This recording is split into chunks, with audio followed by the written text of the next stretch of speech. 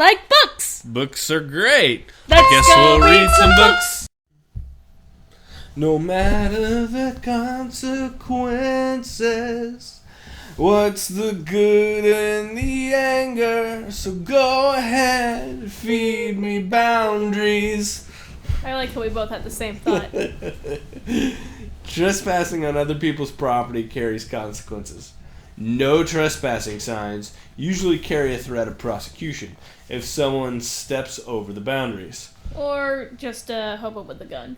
The Bible teaches this principle over and over, saying that if we walk one way, this will happen.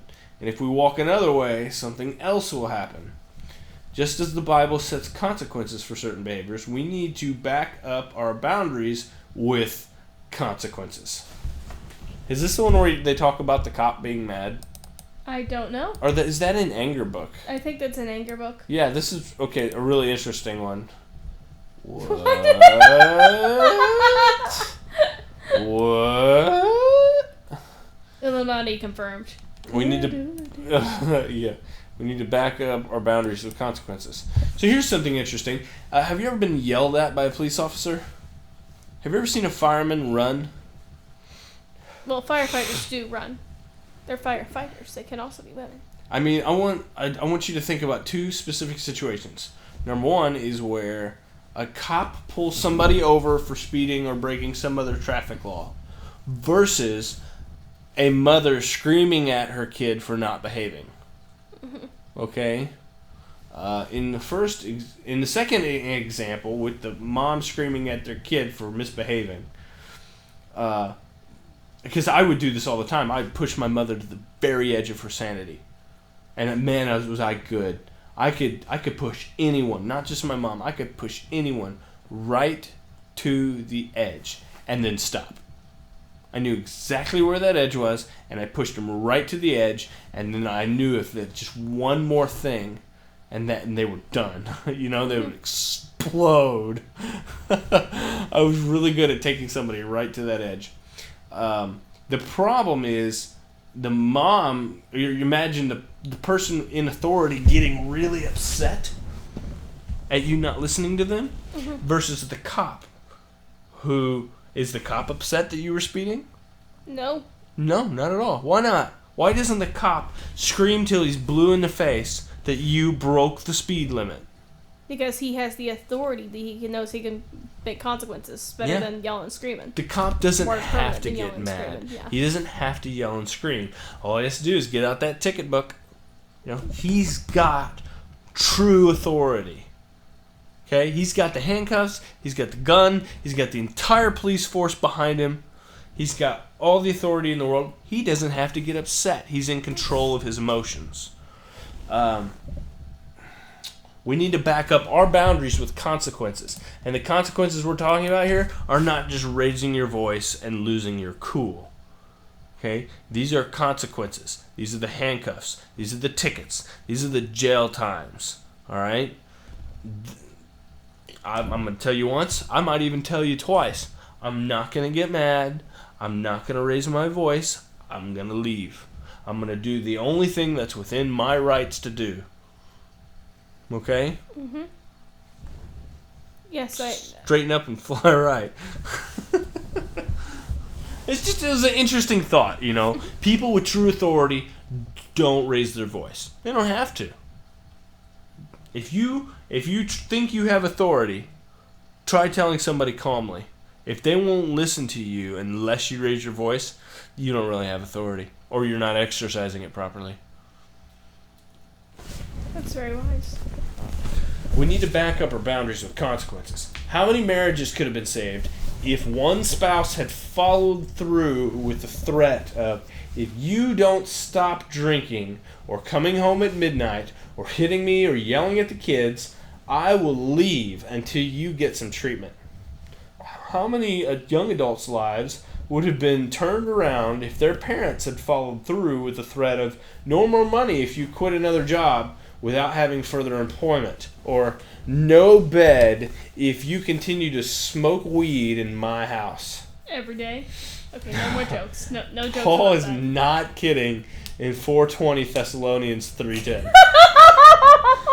when he says that if anyone will not work, don't let him or her eat. He's not kidding. Oh, get out of here. That's some free-range truth right there. Mm-hmm. This is some farm-to-table truth. God does not enable irresponsible behavior. Hunger is a consequence of laziness.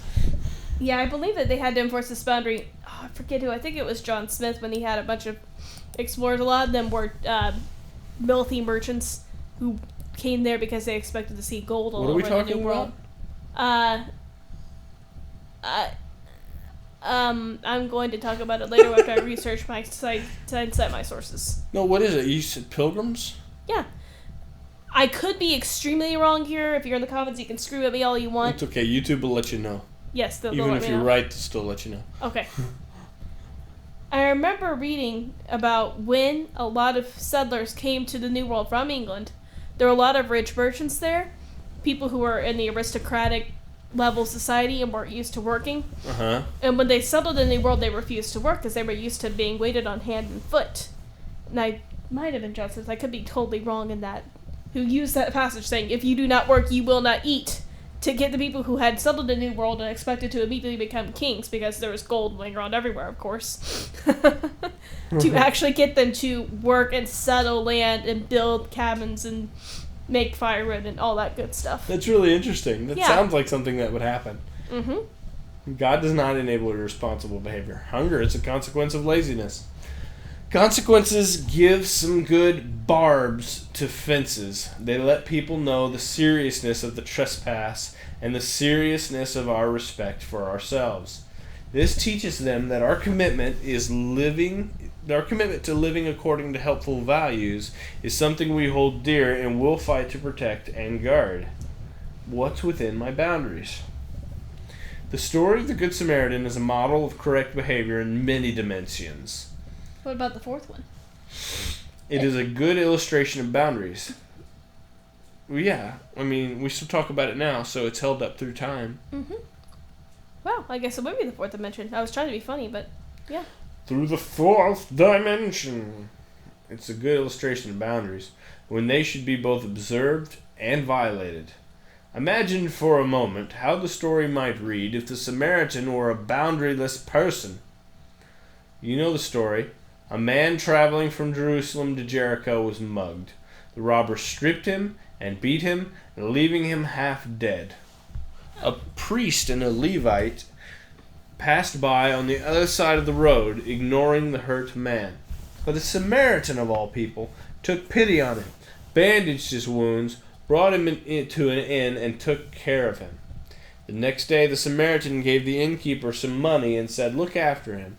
When I return, I will reimburse you for any extra expense you may have." Let's depart from the familiar story here. Suppose the injured man wakes up at this point in the story and says, "What, you're leaving?" You're leaving? "Yes, I am. I have some business in Jericho I have to attend to," the Samaritan replies. Don't you think you're being a little selfish? I'm in pretty bad shape here. I'm going to need someone to talk to. How is Jesus going to use you as an example? You're not even acting like a Christian, abandoning me like this in my time of need. Whatever happened to deny yourself? "Why, I guess you're right," the Samaritan says. "That would be uncaring of me to leave you here alone. I should do more. I will postpone my trip for a few days." So he stays with the man for 3 days, talking to him and making sure he's happy and content. On the afternoon of the third day, there's a knock at the door and a messenger comes in. He hands the Samaritan a message from his business contacts at Jericho. "Waited as long as we could. Have decided to sell camels to another party. Our next tour will be around here in 6 months." "How could you do this to me?" the Samaritan screams at the recovering man, waving his message in the air. "Look what you've done now! You've caused me to lose these camels I need for my business. Now I can't deliver my goods. This may put me out of business. How could you do this to me?" At some level, this story may be familiar to all of us. We may be moved with the compassion to give someone in need, but then this person manipulates us into giving more than we want to give. We end up resentful and angry, having missed something that we needed in our own life. Or we may want more from someone else, and we pressure them until they give in. They give not out of their heart and free will, but out of compliance, and they resent us for what they give. Neither one of us comes out ahead. And that's sad. On that note, we're going to bring out the highlighter. Neither one of us comes out ahead. To avoid these scenarios, we need to look at what falls within our boundaries. What we are responsible for next time on WeRead. With our feelings. Feelings. We're going to talk about Feelings of an almost human nature. Let's give feelings some feelings. Oh yeah, feelings. What if feelings have It's like feelings? Pixar says, what if toys had feelings? What if bugs had feelings? What if cars had feelings? Oh, what if feelings had feelings? It's Inside Out. That's a good one. I really think their next one's going to be like, what if movies had feelings? Like when you watch a movie, it's all of the characters in that movie are acting it out on screen every time you watch it. I'm sure that's been done before. I'll have to check TV tropes. Yeah. But it's kind of like Wreck-It Ralph for movies. Yeah, like Wreck-It Ralph for movies, and they're aware if you're paying attention or not, and like maybe the movie is that they've got to.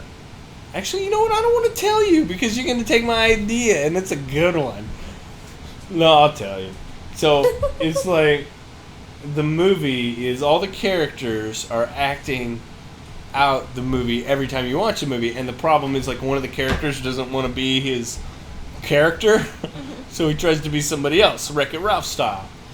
But they're aware that you've seen the movie and that you know what's going to happen, that you've watched it X many times. Like how many times have you seen Toy Story? You know? What if they were self-aware that they were in a movie? And that they wanted to make the movie different than what you've seen or something? Next time on WeRead. I just think that's an interesting concept and you could take it somewhere. Yeah, next time on WeRead.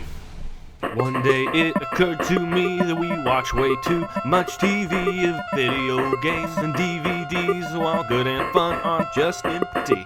About that time Karen came to me and she confessed that she'd like us to read, and for our family's sake she began to plead. And since I can't get by on my looks, we agreed and said, Let's go read some books.